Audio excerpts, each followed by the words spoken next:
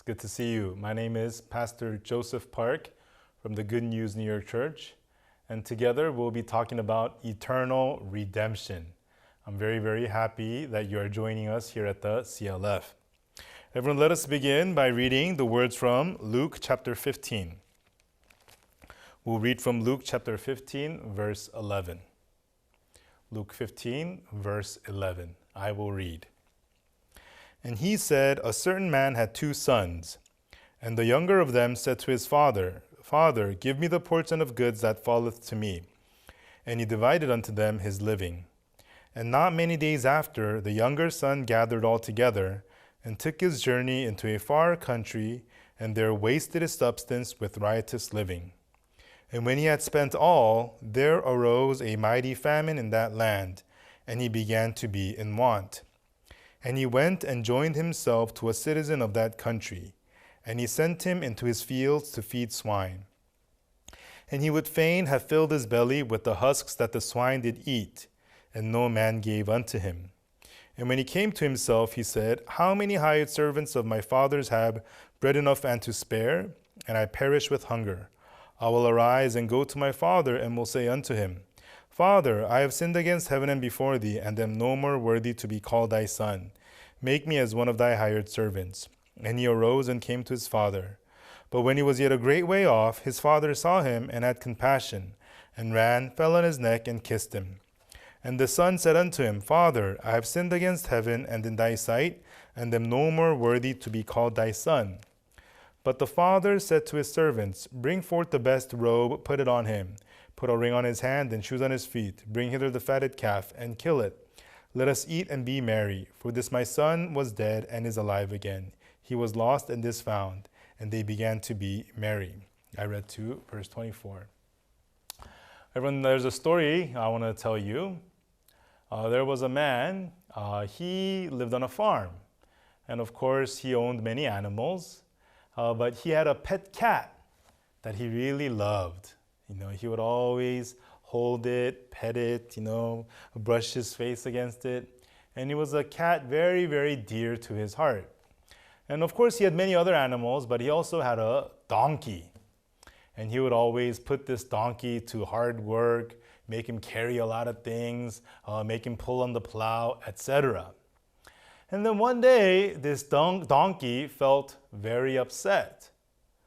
Why is it that the cat gets all the love? And why is it that the master puts me to all this hard, strenuous work? The cat doesn't do any work at all, but it's always getting hugged, it's always getting pet, and the master's always smiling at it.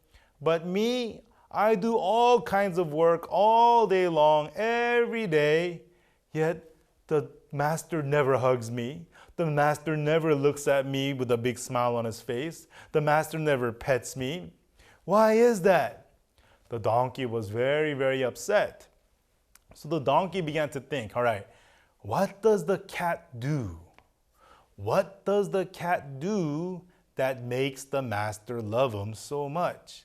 So he looked very closely. And one day, he saw the master was carrying the pet cat, and the cat was, on the master's chest. And then the cat began to rub his face against the master's neck and the cheek. And then the master was so happy. He hugged him back and gave a nice petting, and also the master had a big old smile on his face. And when the donkey saw that, donkey said, Aha! I know what to do. If I rub my face against the master's neck, if I lean against his cheek and rub my face in, then just like he hugged and he felt so happy towards the cat, the master's gonna hug me and pet me and show me all kinds of love. And so one day the donkey was in the barn, and then the master was walking by. And the master was walking by close enough where the donkey could shove his face in. So as soon as the master got close enough, the donkey began to rub his face into the master's neck and into the master's face. And then the master got stunned. Is this donkey crazy? What's wrong with this donkey? And then the master began to slapped the donkey, cursed at it, and pushed it away. And the master had this really angry look on his face. The donkey was so confused. What did I do wrong? What did I do wrong? I did the same thing as the cat. But when the cat rubbed his face in, he gets loved and hugged and all this good stuff. But when I do it, I get cursed at and I get slapped. What should I do? So once again, the donkey began to observe very carefully what the cat does. And then, one day the master was eating, had a table set up, and the master was about to eat his breakfast and had a plate of milk next to him.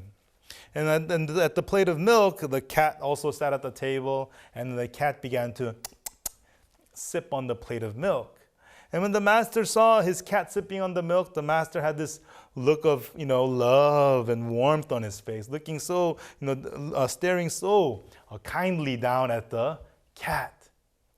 And so the donkey thought, I know what to do.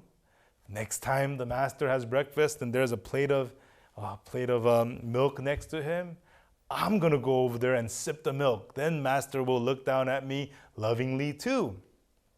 So it became next day. And the master was about to have his breakfast, and he set down a plate of milk next to him. And right then the donkey barged in and began to sip on the milk. How do you think the master felt? Oh, my loving donkey. Do you think the master felt that way? Of course not, right? So the master once again got angry. Is this donkey crazy? And kicked at it and slapped it and pushed it out and cursed at the donkey. This donkey's gone mad. And the donkey was very confused. What did I do wrong? What did I do wrong? Why is it that when the cat does it, he gets all kinds of love, but when I do it, I get nothing but a beating and hatred? Everyone, what did the donkey do wrong? The donkey didn't do anything wrong. But the donkey did not know one thing precisely. What is that? The donkey didn't know that it's a donkey. A cat is a cat, and a donkey is a donkey. If it knew that it's not a cat, if it knew that it's a donkey, then donkey would realize that trying to be all cute, rubbing his face in, lapping on the milk, all of that would be in vain. He would know that even if he were to do all that, he'll never be able to get the kind of love the cat gets. But the donkey didn't know that he was a donkey. Therefore, he was trying to do all kinds of things that cat did, trying to receive the same kind of love. Everyone, why am I talking about this? This is the same thing in our spiritual life as well. Just as the donkey was bent on, what could I do? How could I do better? What more could I do? How could I make the master happy? So oftentimes we are focused on, what can I do? What should I do? How well am I doing? How much am I doing? Or how poorly am I doing? We get caught up in what I should do, what I have to do, and what I am doing. But before all that, the donkey must first realize that it's a donkey. Likewise, before all that, we must know clearly who we are in front of God. Once we know who we are clearly in front of God, spiritual life becomes very, very easy. If the donkey realizes that it's a donkey, that it's not a cat, it's not going to go through all of that vain effort trying to look all cute and good. It will know exactly what it should do. Likewise, when we know who we are exactly in front of God, instead of getting lost in our efforts and works and good deeds and trying to keep the 10 Commandments and praying and tithing, I gotta do this, I gotta do that, I gotta do this, I gotta do that. Instead of living that kind of a spiritual life, where we need to go, what heart we need to have, what path we need to be on becomes very, very clear, and it becomes very, very easy. Everyone, before you know, when you look on a map to go somewhere, what do we look for? We look for the destination. Oh, I got to go here. This is where I have to be. But although we do need to know the destination, to get to the destination, we must also know something very well. My current location. Where am I now? If we know our current location, it's easy to find the destination. But even though we know the destination, if you don't know where you are, the destination is to receive the Master's love. But if you don't know that you're a donkey, if you don't know where you are, it's going to be very, very difficult to get to the destination. However, once you know your current location, you just look at the map and you can find your way. Likewise, everyone, instead of getting lost in what good I have to do, I have to repent, I have to pray, I have to tithe, etc., etc., etc. Before all that, once we get to know who we are exactly in front of God, spiritual life becomes extremely easy. You know, I'm a pastor. I've been a pastor for a long time. And I've met with many people.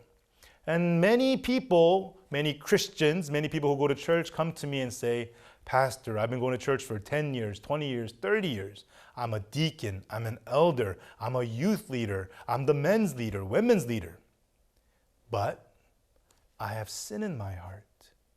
I don't know what to do about my sins. I pray, I confess, I repent, and I really, really try my best. I cry tearfully, asking for forgiveness. I promise God with all my heart, I'll never do it again. But you know what, Pastor? I fall to these sins again and again, and I'm always in condemnation, always in shame, and always pounded by guilt. I don't know what to do. I have fear in my heart. I fear God's punishment. I fear damnation. God, Pastor, I don't know what to do. I've met a lot of people who go to church and still say that. It's not that they don't love God. It's not that they don't know the Bible. But in their hearts, they are still struggling mightily with sin inside of their hearts. Why? Like I said earlier, just like the donkey, they don't know who they are in front of God. They don't know what kind of a sinner they are in front of God. And I asked them, so what kind of sins do you struggle with? And of course, they tell me about their sins. I committed theft. I stole. I lied. I cheated. I struggle with lust. I struggle with hatred, etc., etc., etc., etc. Yes, all of those things are sins. But everyone, we must clearly know what God is telling us sin is. We must clearly understand sin as God sees it. Then, everyone, we can be properly cured of sin.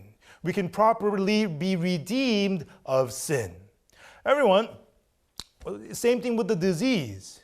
You have to have the disease properly diagnosed. Once the disease is properly revealed and diagnosed, then the right medication can be prescribed, the right surgery can be conducted, and that person can precisely be healed of the sickness. You know, I had a sickness called cellulitis. It was an infection in the blood in the skin on my left leg. It was a form of staph infection. It was very, very painful, very, very difficult. And at the time, this was 2015. I was in Korea. And I went to a orthopedic hospital. And the doctor there, he was a very good doctor. And he treated me and treated me and treated me for 10 days. And I was on antibiotics for 10 days. It was very painful. You know, all kinds of needles, multiple times a day. You know, before that, I wasn't really scared of getting shots. But after that experience, you know, it kind of had a traumatic effect on me. I'm kind of scared of getting shots now. Anyhow, for 10 days, I was at that hospital in Korea, and I got a little better, but not really healed.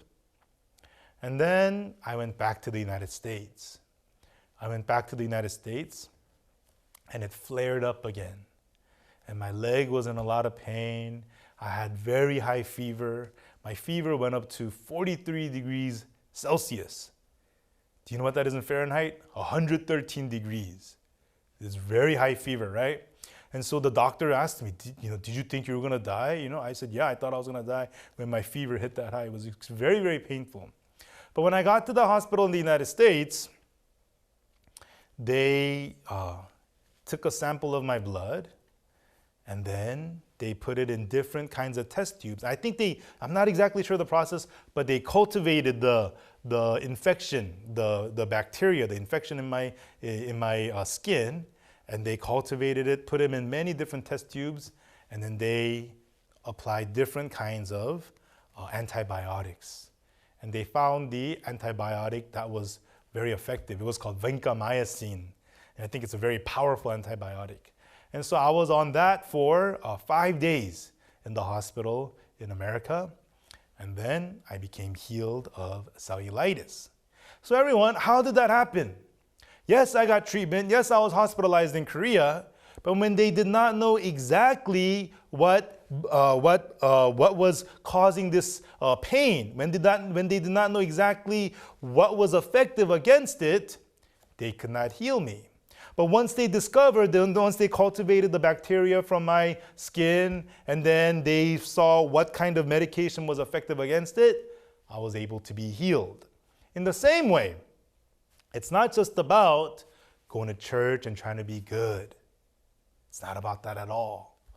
But once we discover who we are exactly before God, we can receive the exact treatment to really have this eternal redemption be achieved in our hearts. Everyone, with this in mind, let us open to Isaiah. Isaiah chapter 1. Isaiah chapter 1, verse 4. Isaiah chapter 1, verse 4.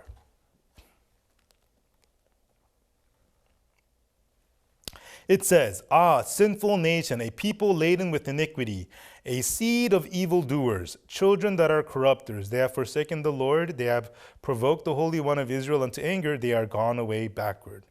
Everyone, the Bible here in verse 4 tells us that we are a seed of evildoers, right? Not only are we evildoers, but we are a seed of evildoers, right? Everyone, with this in mind, I want to read to you Romans chapter 5, verse 12.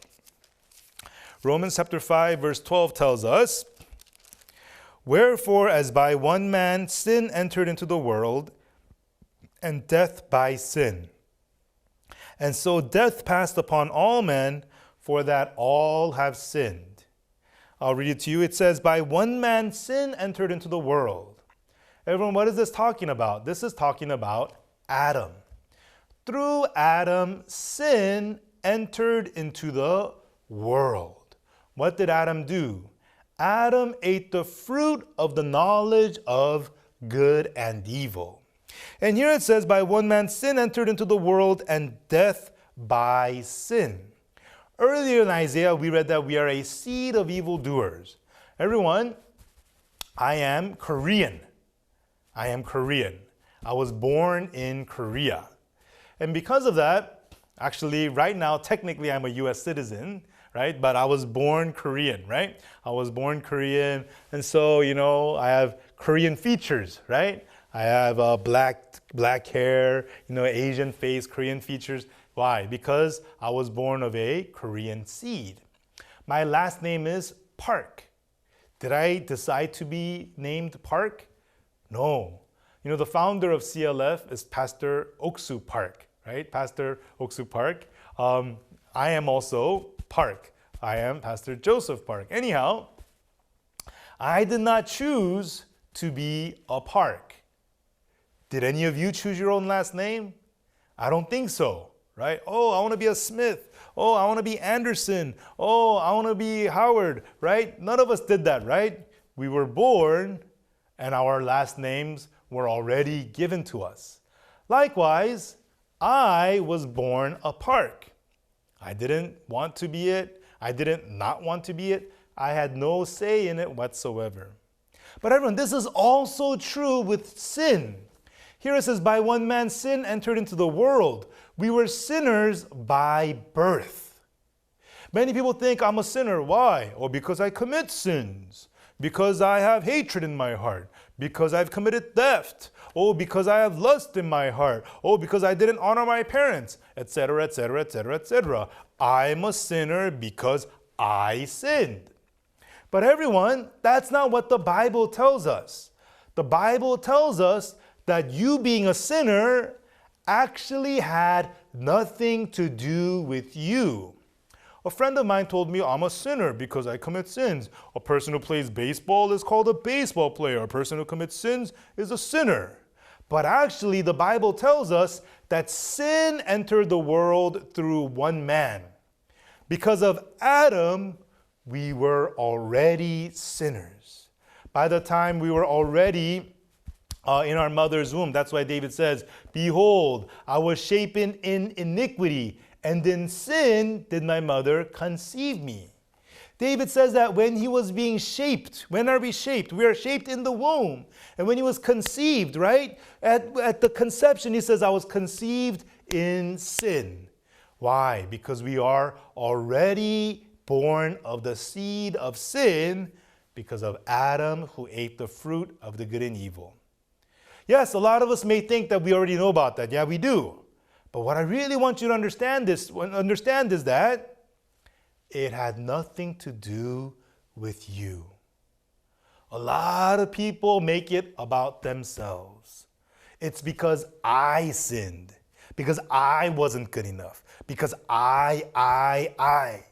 A lot of people make it about themselves. But actually the Bible tells us it's not about you. It's not about you. But actually, how do we live life? Everything's about me, right? Everyone, do you like to watch movies? I like to watch movies. I like action movies and I like comedies, you know. I have a great time watching movies. I'm sure a lot of you like watching movies too. Everyone, when we watch movies, all the actors and actresses are good looking, right? For the most part, 95% of them, of actors and actresses, are all good looking. Why? Why is that fun? Why? Why do movies have to have good looking people for it to be fun? Shouldn't they have regular looking people? Then it'll be more realistic, more relatable, right? Why do movies always have to have good looking people? I'm sure you know the answer. It's because when we watch the movie, what do we like to think? We like to say, oh, that's me, right? That's what we like to feel when we watch a movie, right? Oh, that muscular superhero kicking all the bad guys' butt, that handsome guy is me. And he gets the pretty girl at the end. That's me. We like to feel that way, right?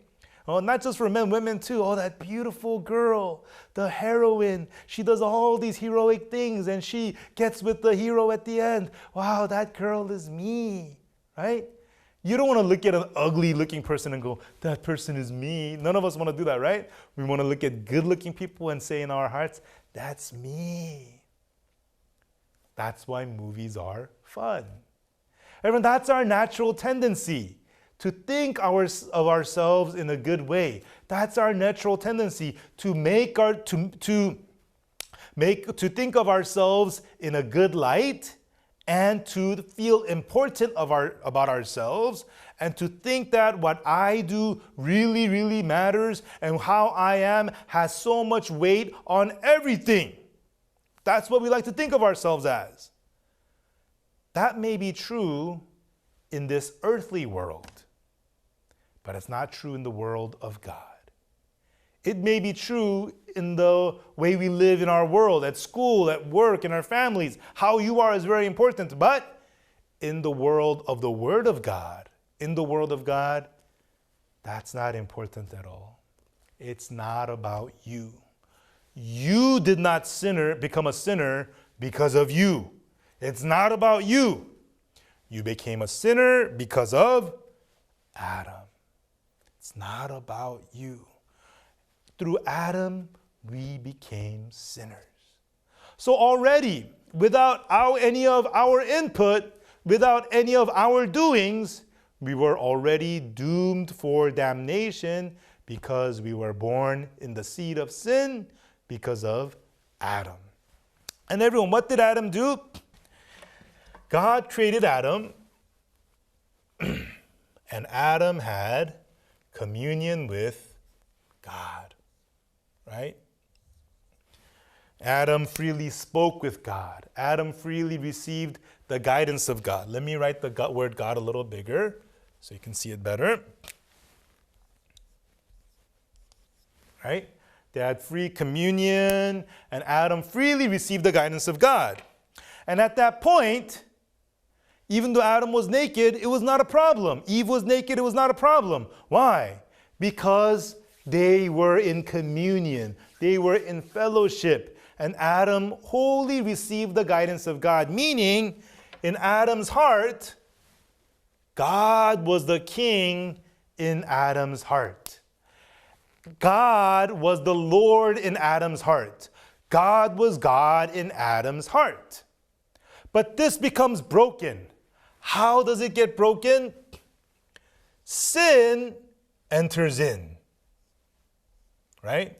Sin enters in, and this connection is broken. Right? Let me write this a little better for you. Sin enters in. Sin. And what was the sin that Adam committed?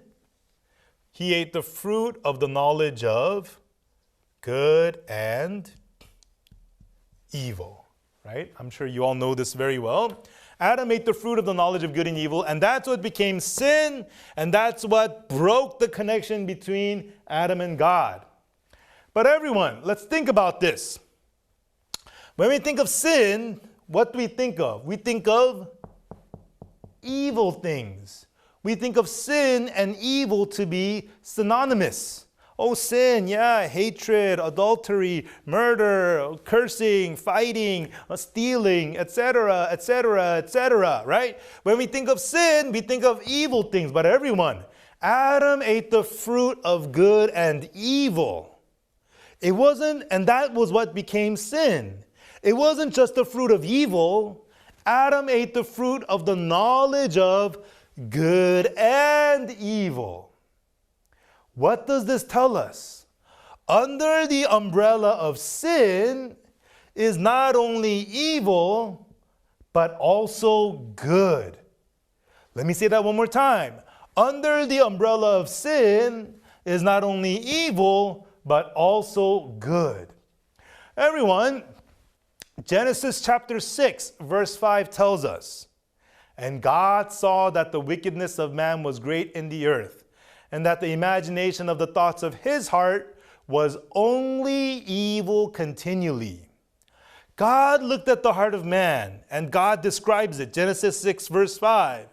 And God describes the heart of man, and he says, okay, it's 50% good and 50% evil. 30% good, 70% evil. No, 75% good, 25% evil. That's not what God says. God saw that the wickedness of man was great in the earth, and that the imagination of the thoughts of his heart was only evil continually. Continually. Only evil continually. Everyone, only evil is how much percent? 100%. Continually means how often? Always, without rest. God says man's heart is 100% evil 100% of the time. You know, when I first heard that Bible verse, I couldn't understand. What? 100% of evil 100% of time? Then what? Am I evil even when I'm brushing my teeth? Am I evil when I go to bed at night? I know I'm evil when I'm doing bad things with my friends, but am I evil when I got my Mother's Day gift? Is that evil? I couldn't understand. But the important thing is, even though I didn't understand, that's what the Bible said. That the heart of man is only evil continually. In my eyes, I have some good. In my eyes, studying for a test is a good thing. In my eyes, buying my mother a gift is a good thing. In my eyes, brushing teeth is not that evil. That's how things looked in my eyes, but God says, in his eyes, we're only evil continually. Everyone, let me expound upon that. How is that so? When Adam ate the fruit of good and evil, his communion with God was ended. It was cut. And then, what guides him now? Before Adam wholly followed God's decision and God's evaluation and God's judgment of things. But now, who is Adam being guided by? What dictates how Adam lives? Let's open the Bible. Genesis chapter 3.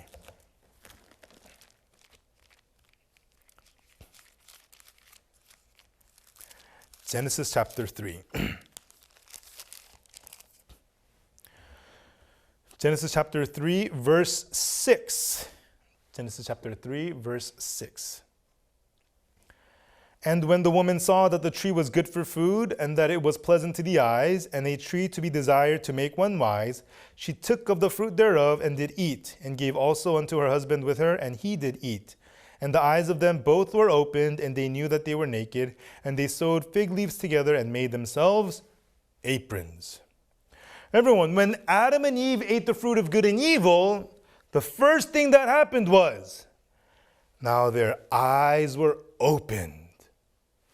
Wait, were their eyes closed before? Did they walk around like this? God, which way should I go? Right, left, right? Is that how they were? No. Their eyes were obviously open before this, but what does this mean? Their eyes of them both were opened. Everyone, before Adam saw, but he did not judge. What is good? What is evil? What should I put on clothes, not put on clothes? Adam was not led by his own decision of things. What was Adam led by? Adam was led wholly by God. But after eating the fruit of good and evil, the eyes of both of them were opened. What does that mean? From then on, they were no longer led by God, but their own standard of good and evil. Their own standard of good and evil. Everyone, all people live following their standard of good and evil. Let me give you an example. Smoking. Is smoking a good thing? Most of you will say, no, smoking is bad for your health, right? I don't smoke. My father was a very heavy smoker. I asked my dad, why do you smoke so much? Oh, I get headaches if I don't smoke. I can't get through the day without smoking. So, my father and I, we had different opinions. In my eyes, smoking is bad. So, in my eyes, I don't smoke. My father, on the other hand, he knows it's bad for his health, but at the same time, in his mind, it is more good than bad. What do you mean? In his mind, the pleasure he gets, the relief of stress that he gets, and the lack of headaches that he can have, the lack of headaches, right? The lack of pain through smoking, that is greater than the badness of smoking. So in my father's mind, according to my father's standard of good and evil, smoking is good. According to my standard of good and evil, smoking is bad. And this is how all people live. This is how go about life, in all aspects of life, continually judging what is good, what is evil, how much does it benefit me, is it worth it, is it not worth it, how should I live? That's what people live by, according to their standard of good and evil. And it's different for all people. Once I asked a brother in the church, brother, is it good to give $20 to a homeless person? And the brother said, no, it's not. And I was kind of shocked. Well, the homeless guy is hungry. If you give him $20, he can go buy hamburgers. But then the brother was explaining, no, you shouldn't give $20 to the homeless. I asked him why. It's because if you give it to them, more often than not, they'll use it to get drugs. So it made me think. In my point of view, according to my standard of good and evil, giving $20 to the homeless is a good thing.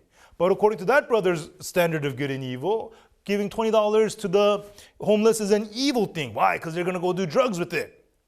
I'm not saying somebody's right and somebody's wrong. But what I am saying is that all people live being dictated by their own standard of good and evil. And that's exactly what happened to Adam as well. How? Adam ate the fruit of good and evil, and the eyes of both of them were opened. Before, even though they had eyes, it was God who guided them. It was God who told them. It was God who led them. But now they had their own eyes to judge for themselves. I think this is good. I think this is bad. And what was the first thing that they judged? They looked at themselves. Oh, we're naked. We're naked. Oh, this isn't good. We should cover this up. This is shameful. We should cover this up. So they got fig leaves and made aprons, and they covered their nakedness. Their standard of good and evil is at work. They judged it to be evil that they were naked, and they judged it good to cover themselves. Right? You're with me, right? So, what is sin? People think terrible, wicked things. That's what sin is. God says, no. Under the umbrella of sin is the standard of good and evil. The state of man having separated from God and now living through their own standard of good and evil. That's what sin is. Let me repeat that. People think of sin as adultery, theft, hatred, etc. Yes, those things are sins too. Yes, those things are bad. I'm not saying those things are good. But fundamentally, at the root, at the core is what? Man separated from God and are no longer living under the guidance of God, but under the guidance of their own standard of good and evil. In essence, God was replaced by their own standard of good and evil. God was replaced by sin. This is the state of man in sin.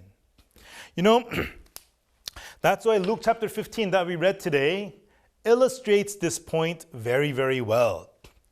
The younger son said to the father, Father, give me the portion of goods that falleth to me. And the father divided unto them his living. And the younger son took the wealth and went to a faraway country and lived riotously. Everyone, what does that tell us? Before, the younger son lived with his father as the master. Right? He lived at the father's house. The father was the master. The father was king. The father was God. He was under the lordship of the father. But what did the younger son do? He took the wealth and went to a faraway country. And in the faraway country, who is the king? Who is the Lord? Who is dictating his life? Himself. Everyone, this is before all the riotous living of the younger son.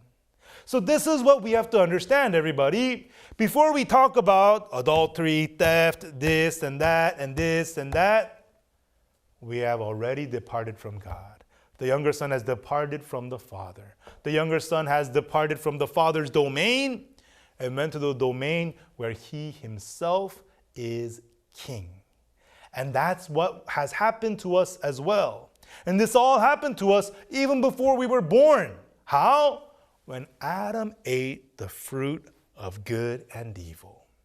That's why God says you're a seed of evildoers, and that's why God says to us that we are only evil continually. And on top of that, God says to us that sin entered the world and death by sin. Everyone, with this in mind, let me explain to you a little bit further about this. Okay, just give me a second as I erase. So earlier we read that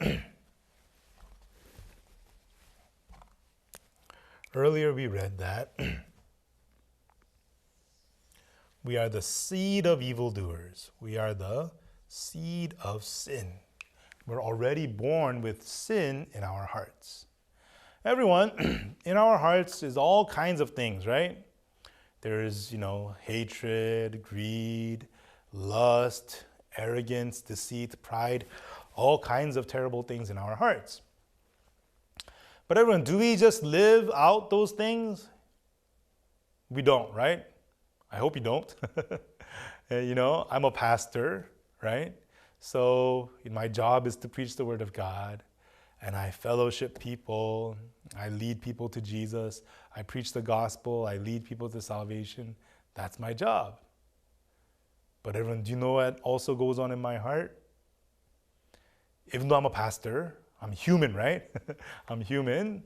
So all kinds of wickedness, sinful thoughts, greed, hatred, lust, all of those things are in my heart as well. Everyone, those things are in our hearts. But they don't just come out. We don't reveal them. We just keep them bottled up. But even though we keep them bottled up, they still pop out. Everyone, we have sin in our hearts, but there are many layers that keep our sins inside. Everyone, with this in mind, let's read a Bible verse. 1 Samuel. 1 Samuel chapter 16.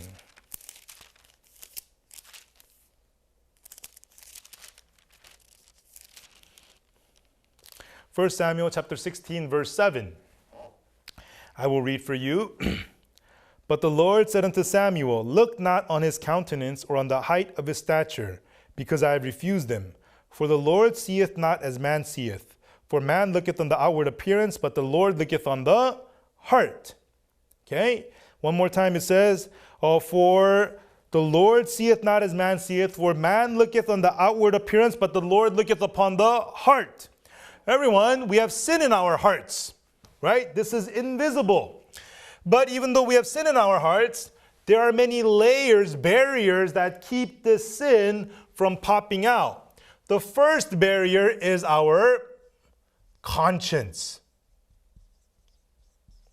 That is the first barrier, our conscience, right? The second barrier is social norms. Going back to conscience, when you have an evil thought, what does the conscience tell you? Stop it, that's bad, stop it, right? So evilness arises, but conscience just pushes it down, pushes it down, pushes it down. It's not that it's not there, but conscience works to push down our sin. Norms, let me write this a little bigger so you can see it better. Norms, social norms is the second barrier. Second layer that keep our sins from popping out. What are norms? For example, respect your elders. Once I was riding on the subway and somebody hit me on the back hard as he walked by. And I wanted to turn and curse at him, but I saw he was an elderly man. So my curse words came all the way up here. But then I remember the social norm, respect your elders. So I pushed it back down, right? Social norms, it's not that I didn't want to curse at him. It's not that I didn't have hatred in my heart against him. It's not that I wasn't angry, but social norms made me push it back down, right? Social norms. And finally, the last layer that keeps our sins from popping out is what? Laws, right? Laws and consequences. For example, I want to commit theft. I don't care about my conscience. I don't care social norms, right? I want to go steal it. I want it. But why can't I do it? Because I'm afraid of the law. I don't want to go to jail. I don't want to be punished. I hate that guy. I want to kill him. I don't care if that's the right thing or wrong thing. I hate him so much, I'm going to kill him. Well, why can't I? Because I don't want to go to jail, right? So the laws act as the most powerful barrier to make us bottle up our sins inside. But does that mean it's not there? No, it's still there. So what happens? We have sin in our hearts. For example, greed, right? Greed. We have greed in our hearts. Everybody has greed in their hearts. But when greed gets bigger and bigger and bigger, it will manifest itself as theft. Okay? Another example, we have lust in our hearts. Wow, that woman looks so beautiful. I wish I could spend the night with her, right? We have lust in our hearts. And for the most part, oh, no, I shouldn't feel that way. No. We push it back in. But if that heart grows and grows and grows, lust will manifest itself as adultery. Okay, I hope you can see this well. Adultery, right? And lastly, last example, you have hatred in your heart. And if hatred grows and grows and grows, it will manifest itself as murder. Murder. Okay? Theft, adultery, murder. Now, these are all bad things. If people commit these things, what do we say? Oh, terrible person, theft, adultery, murder. These things are all visible to the eyes. But everyone, in 1 Samuel 16 verse 7 that we just read, what did it say? For the Lord seeth not as man seeth. For man looketh on the outward appearance, but the Lord looketh upon the heart. Man looketh on the outward appearance, but the Lord looketh upon the heart. What do people look at? People look at the outward appearance. And when they say, I struggle with sin, they want to get rid of these things. Sins that appear on the outside, or the sins that you can feel yourself, like hatred or greed, these kinds of things that happen in your heart. But what is God pointing out? God is pointing out the sin at the core of your heart. The man looketh on the outward appearance, but the Lord looketh upon the heart. Lord looketh upon the heart. But everyone, if that's the case, what happens? It's not about these things, right? Whether you're a person who's done these things or who haven't done these things, at the end of the day, everyone is all the same, the seed of sin. All the same.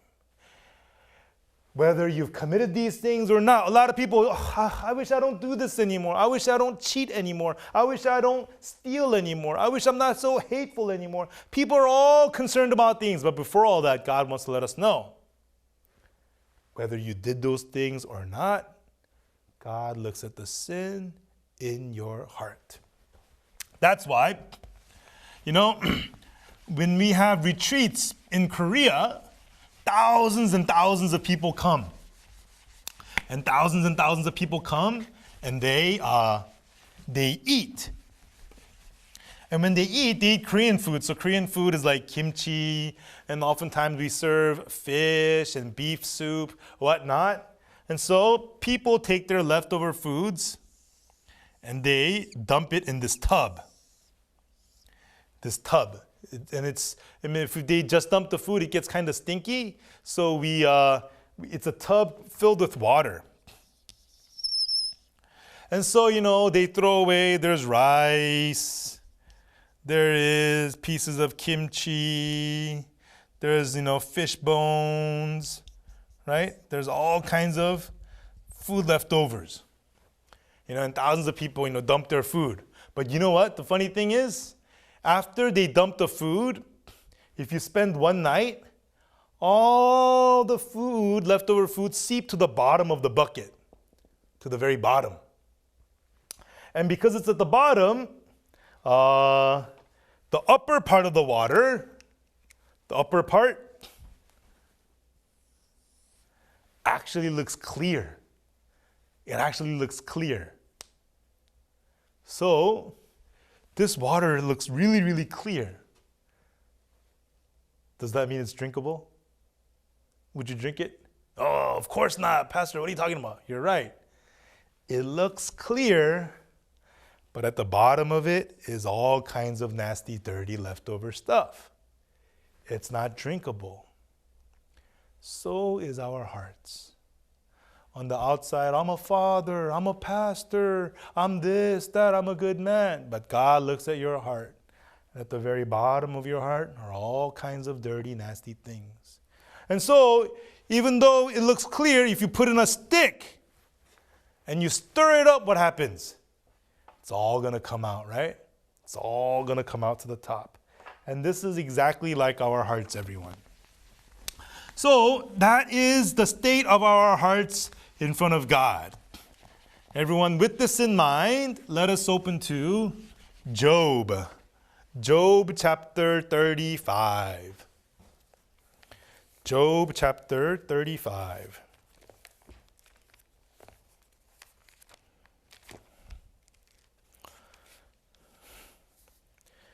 Job chapter 35, verse 5. Look unto the heavens and see. Behold, the clouds which are higher than thou. If thou sinnest, what doest thou against him? Or if thy transgressions be multiplied, what doest thou unto him? If thou be righteous, what givest thou him? Or what receiveth he of thine hand? Thy wickedness may hurt a man as thou art, and thy righteousness may profit the Son of Man. Everyone, here in verse 5 it says, look unto the heavens and see, behold the clouds which are higher than thou. Everyone, when we look at ourselves, we, for the most part, compare ourselves with our neighbors. I'm not as good as him, but at least I'm better than him.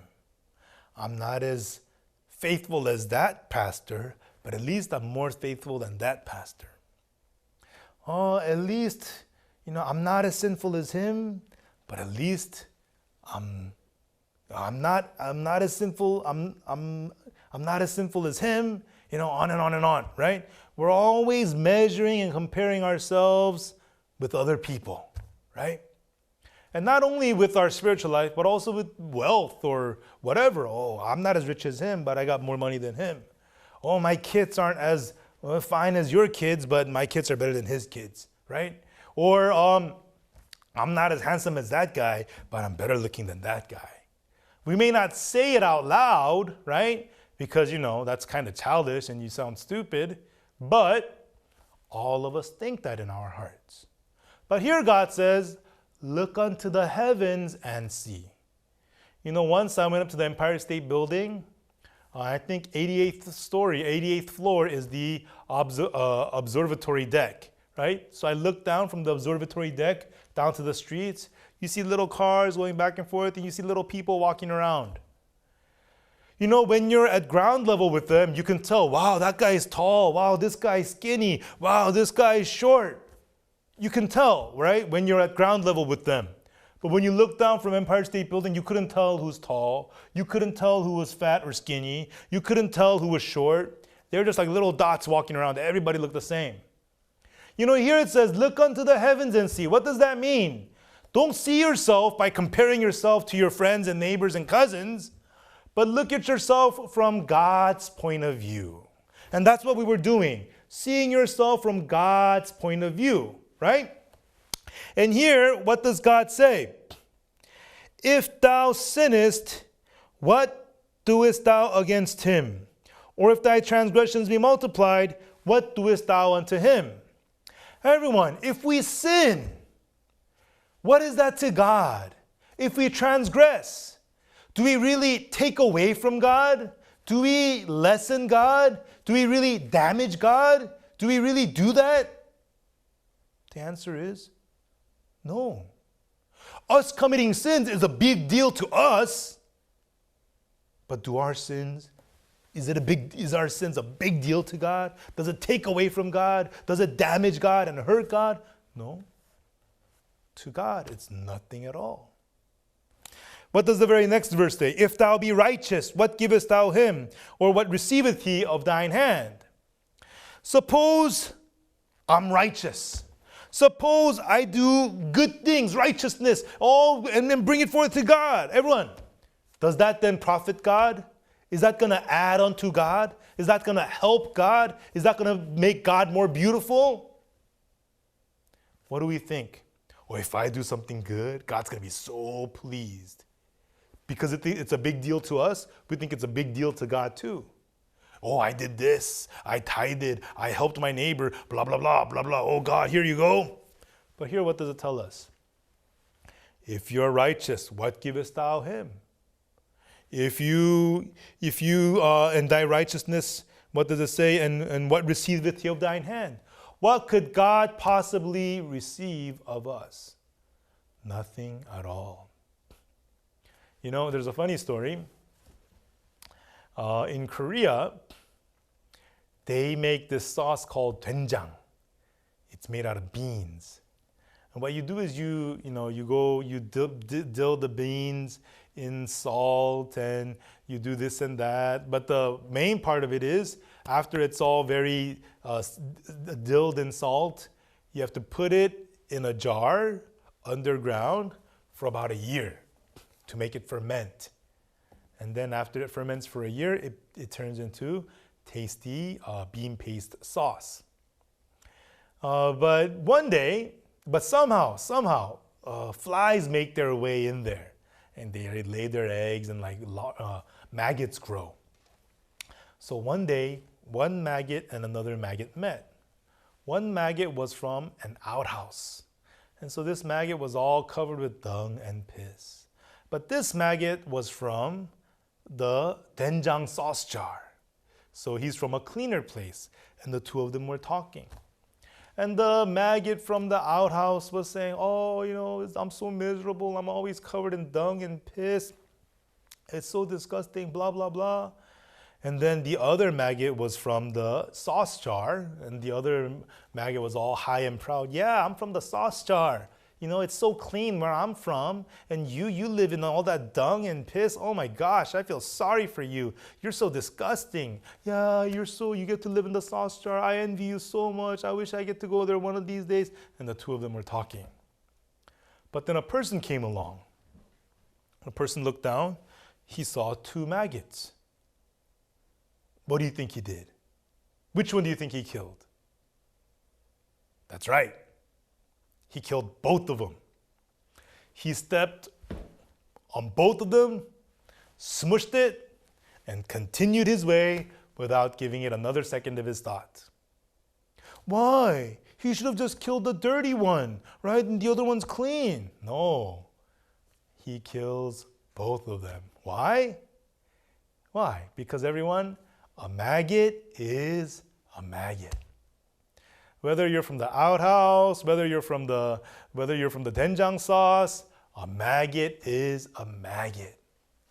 Everyone, that's who we are. Whether we've done good, whether we've done evil. Like I illustrated to you, we are of the seed of sin. A sinner is a sinner. Whether he commits a lot of sins, or whether he commits a little bit of sins, whether he does good or evil, sinner is a sinner. A maggot is a maggot. And that's what God is telling us in Job 35. You committed a lot of committed evil sins? Great, you're still a sinner.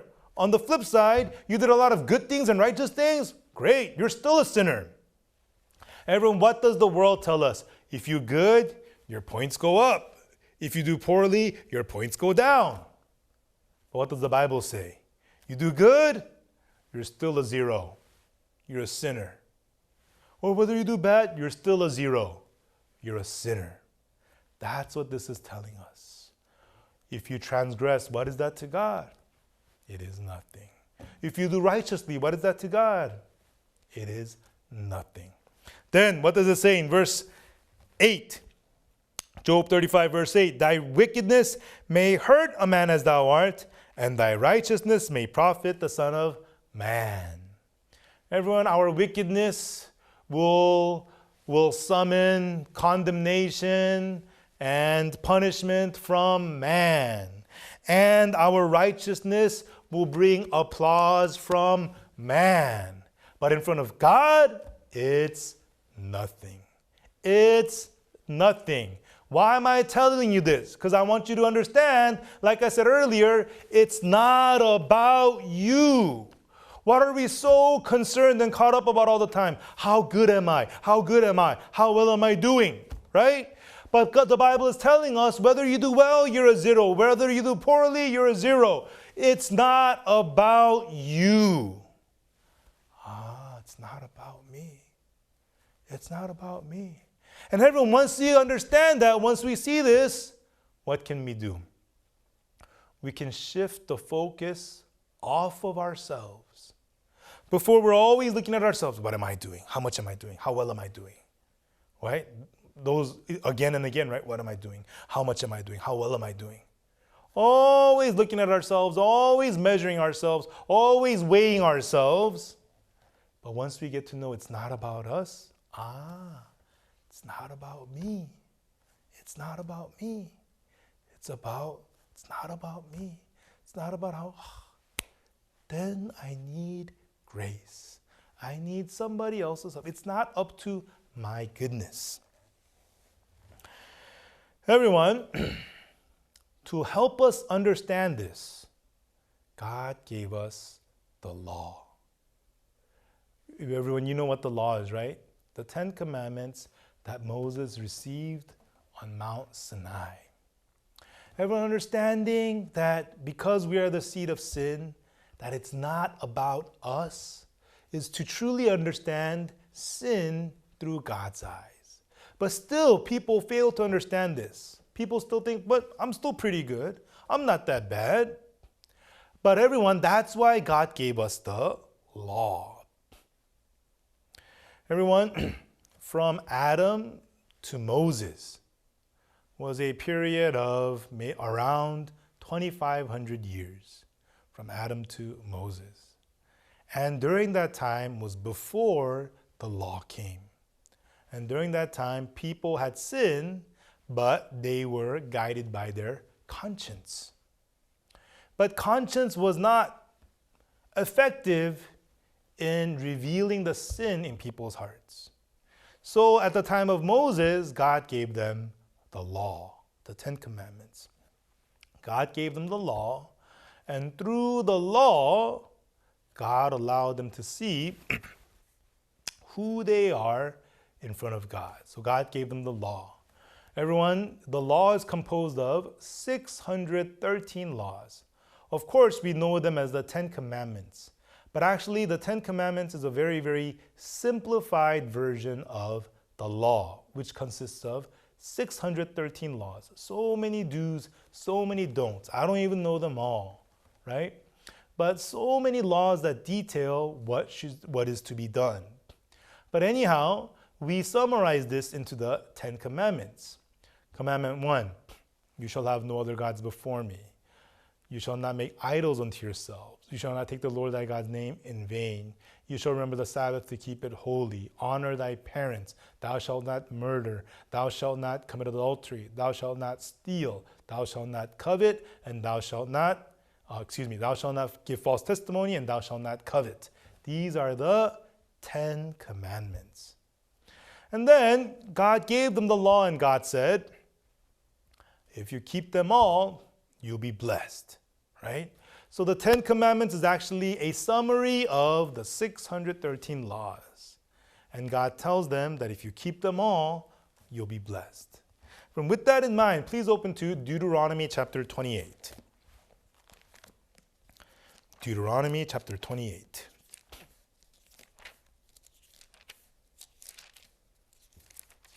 I will read to you from verse 1. Deuteronomy chapter 28, verse 1. And it came to pass, if thou shalt hearken diligently unto the voice of the Lord thy God, to observe and to do all his commandments which I command thee this day, that the Lord thy God will set thee on high above all the nations of the earth. And all these blessings shall come on thee and overtake thee, if thou shalt hearken unto the voice of the Lord thy God. Blessed shalt thou be in the city, blessed shalt thou be in the field, blessed shall be the fruit of thy body, and the fruit of thy ground, and the fruit of thy cattle, and the increase of thy kind, and the flocks of thy sheep. Blessed shall be thy basket and thy store. Blessed shalt thou be when thou comest in, and blessed shalt thou be when thou goest out. Here it says blessing, blessing, blessing, blessing, blessing, blessing, blessing, blessing, blessing, blessing, blessing, blessing, blessing, blessing, blessing, blessing, blessing. Blessed if you what? Let's look at verse 1. If you shalt hearken diligently unto the voice of the Lord thy God, to observe and to do all his commandments I command thee this day. These blessings aren't free. If you keep all the commandments, these blessings are yours. People are blinded. Oh, I want to be blessed. And the Bible says if you keep the commandments, you'll be blessed. Okay, I'm going to keep the commandments. Yeah, blessings are great, but it says if you keep all the commandments. Everyone, can you keep all the commandments all the time? It'd be nice to get these blessings, but actually if we really think about this, This is a pie in the sky. You wish you could have it, but you'll never get it. It's a pie in the sky. Oh, blessings. Yeah, let's get blessed. Well, then what should I do? Oh, we got to keep all the commandments. It says keep all the commandments, not do your best. People think, oh, I did my best, so it should be acceptable. No, that's not what God said. God didn't say if you do your best, you'll be blessed. If you keep them all. And then it explains to us furthermore about curses. Chapter 28, verse 15 of Deuteronomy. But it shall come to pass, if thou wilt not hearken unto the voice of the Lord thy God, to observe to do all his commandments and his statutes which I command thee this day, that all these curses shall come upon thee and overtake thee. Cursed shalt thou be in the city, cursed shalt thou be in the field, cursed shall be thy basket and thy store, and cursed shall be the fruit of thy body, for the fruit of thy land, and the increase of thy kind, and the flocks of thy sheep. Cursed shalt thou be when thou comest in, and cursed shalt thou be when thou goest out. Here it says, curse, curse, curse, curse, curse, curse, curse, curse, curse. And who is to be cursed? Oh, not me. Curse is for somebody else. Somebody who did terrible things like murder, that kind of stuff. No, here it says, if you will not hearken unto the voice of the Lord thy God to observe to do all his commandments and statutes.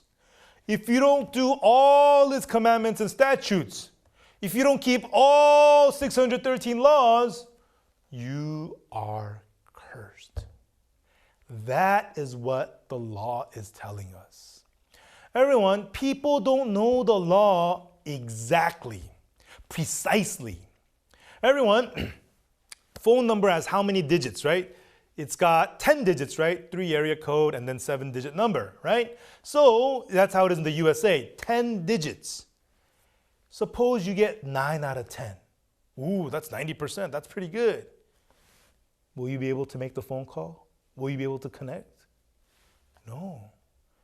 Suppose you got 8 digits, 7 digits. No, you will not be able to connect. Even though you get 9 out of 10 digits of the phone number right, you will not be able to connect. What has to happen? You have to have all 10 digits exactly. Suppose you had 9 digits right, and then on the 10th digit, you were just off by 1. It was a 6, but you pressed a 5 instead. Then will you get close? No, still not going to connect. Likewise, people don't know about the law of God precisely. People just think, if I do my best, God will be happy. If I try more, God will be happy. If I was better than yesterday, well, compared to last week, I commit a lot less sins now. That's an improvement. God should be happy about that. No, that's not what the Bible says. The Bible says if you observe to do all his commandments. Everyone, that is the requirement of the law. It's not try your best. It's not best out of 5 out of 10, 7 out of 10.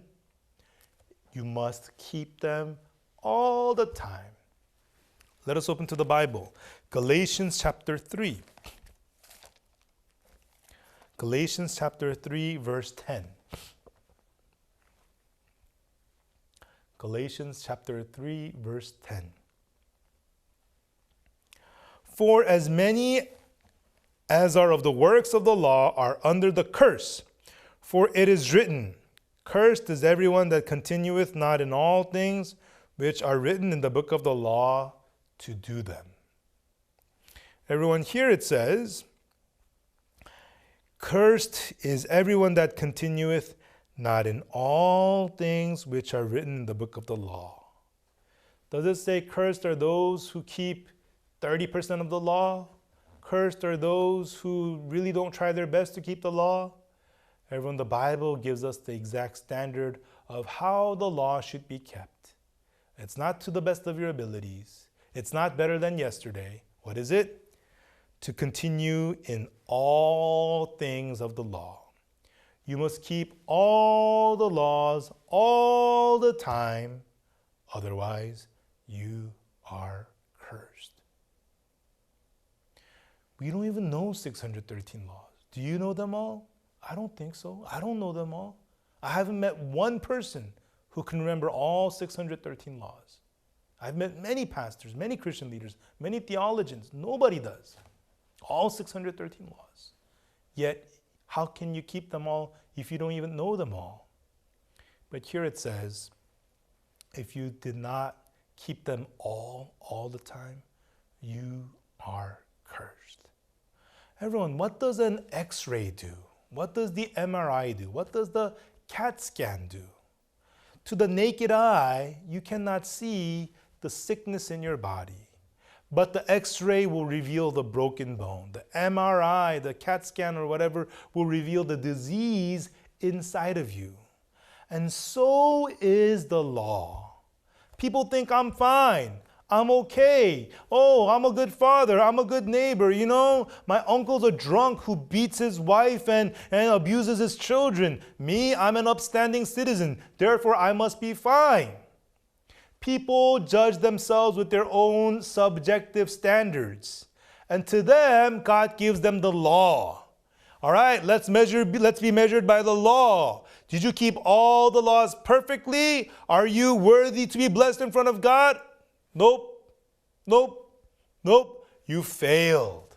That's why the Bible tells us, for all have sinned and come short of the glory of God. But that's why God gave us the law to reveal the fact that we are sinners unto us. Without getting the MRI, even though there's cancer inside of you, you might think you're healthy. Even though your bone is broken, you might think, oh, it's just a bad bruise. You might think you're okay. But what does the MRI and the X-ray do? It reveals the seriousness of the disease inside of you. Look, you have cancer. Look, you have a broken bone. And that's what it reveals to you. Likewise, people think they're fine. Oh, I'm a good neighbor. I'm a good husband. I'm a teacher. I'm a deacon. I go to church. I'm fine. But when they're actually measured against the law, when the X-ray is taken, when the MRI is taken, what does it reveal? That they have failed to keep the law, that they are sinners, and that they are under the curse. And that's what God wants to have us understand and realize.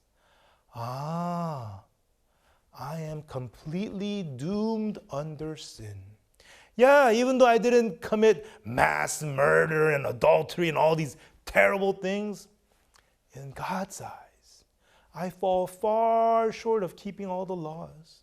Then I am cursed in God's eyes. Let's go one more verse, James chapter 2, verse 10. The book of James chapter 2, verse 10. What does it say? For whosoever shall keep the whole law, yet offend in one point, he is guilty of all. Let me read to you one more time. For whosoever shall keep the whole law, yet offend in one point, he is guilty of all. Suppose somehow you kept 612 out of the 613 laws. That's pretty good. But even though you kept the whole law, you offend in one point, you're guilty of them all. You're guilty of them all. Suppose there's two people who suffer from the AIDS virus. One person has 10,000 AIDS viruses in his body. Another person has one AIDS virus in his body. Can the person with one AIDS virus say to the man with the 10,000 viruses, oh, I'm so much healthier than you. Look, you got 10,000 AIDS viruses. I only got one. I'm so much better than you. Can he say that? No. Whether you have 10,000 AIDS viruses, whether you have one AIDS virus, what is it? You both have AIDS and you're both going to die. It's all the same, right? Everyone, this is the same thing with sin. Whether you've committed 5 sins, 10 sins, or 1,000 sins, one sin alone, it says, you have broken one, you are guilty of them all. So what is the purpose of the law? To reveal to the fact unto us that we are guilty sinners, that we are powerless sinners, that no matter how hard we try, we cannot defeat sin. No matter how hard we try, we cannot keep the commandments. Suppose from today on, I keep the commandments well, somehow. Well, then does that undo all the previous breakings of the commandments? No, it does not. You've broken one, you're already guilty of them all. That's why in Romans chapter 3, it tells us exactly the purpose of the law. Romans chapter 3, verse 19. Romans chapter 3, verse 19. Now we know that what things soever the law saith, it saith to them who are under the law, that every mouth may be stopped, and all the world may become guilty before God. Everyone, here it says, it tells us the purpose of the law. We know that what things the law saith, it saith to them who are under the law, that every mouth may be stopped, and all the world may become guilty before God. Everyone, it says every mouth be stopped. Everyone, when do our mouths like to go off? When you are proud of something, right? Yeah. I graduated from Harvard University. Oh yeah, my son just got hired by this famous company, right? Of course, there's difference among people, but when you're proud of something, when you know you've done well, when you've succeeded in something, what do you want to do? You want to talk about it, right? You cannot keep your mouth shut. Of course, there's difference. Some people, they just want to be very modest and just keep cool about it. But in the heart, at least, you feel proud of it. You hope others recognize it, and you want to say it. That is the human heart.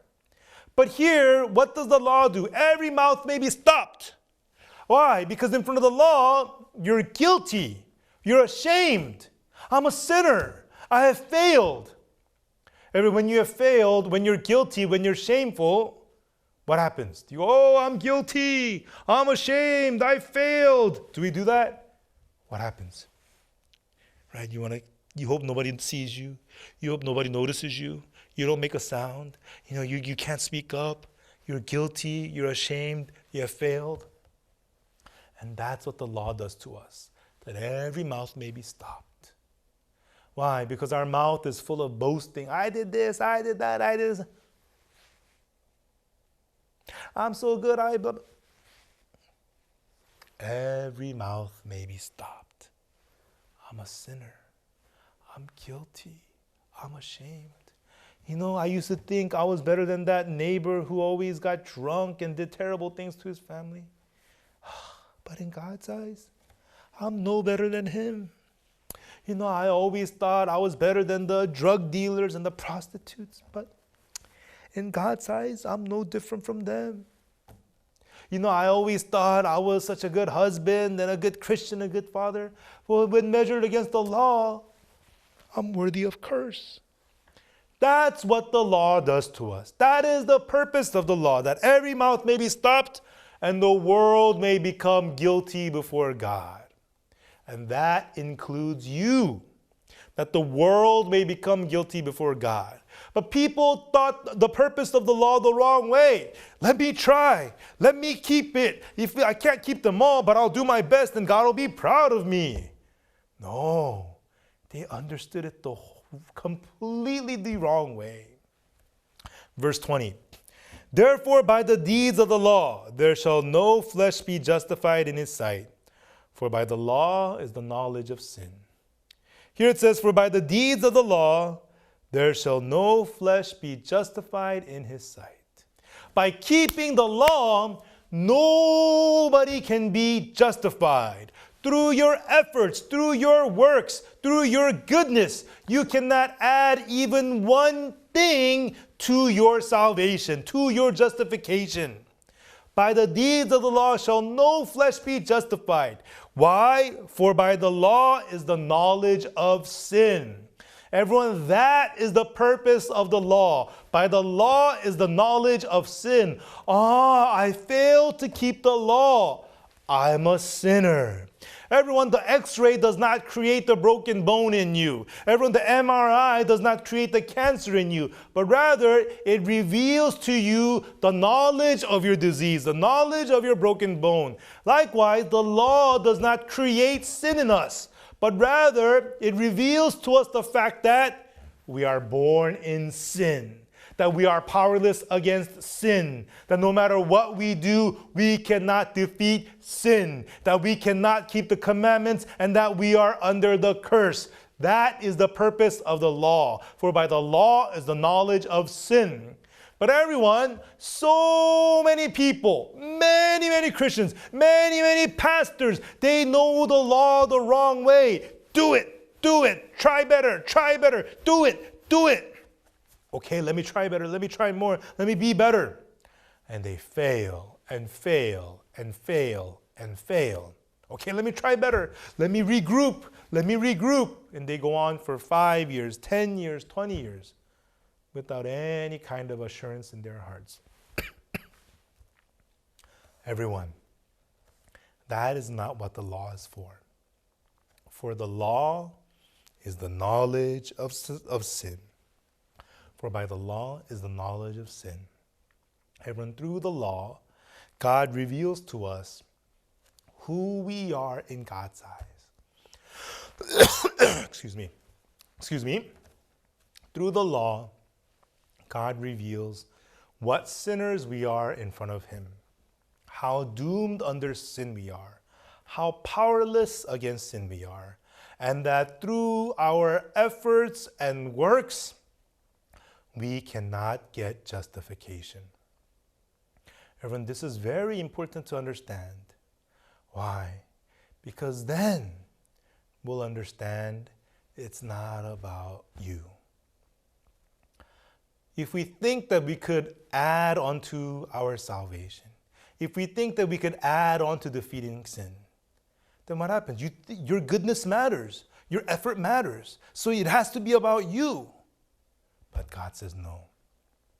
None of it can help our justification, and that we have failed and that we have fallen far short. God reveals that to us to make us understand and confess before Him. God, I cannot defeat sin. God, I am weak. God, I am unable. God, I am nothing but a bundle of sin.